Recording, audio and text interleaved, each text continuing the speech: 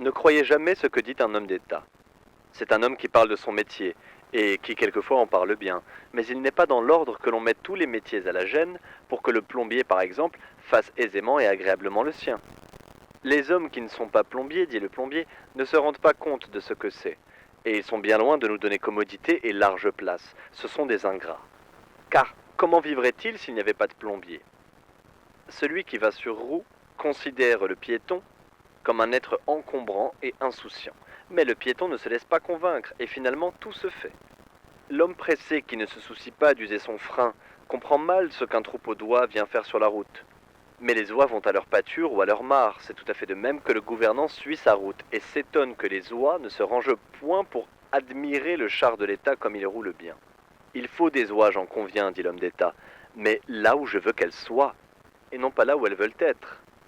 Ce discours n'a jamais persuadé les oies parce que les oies sont des bêtes. Il a quelquefois persuadé les hommes, parce que les hommes sont des êtres contemplatifs, assez pour savoir se mettre un petit moment à la place d'autrui. La guerre est un état admirable, où les gouvernants subordonnent toutes les affaires des autres hommes à leurs projets.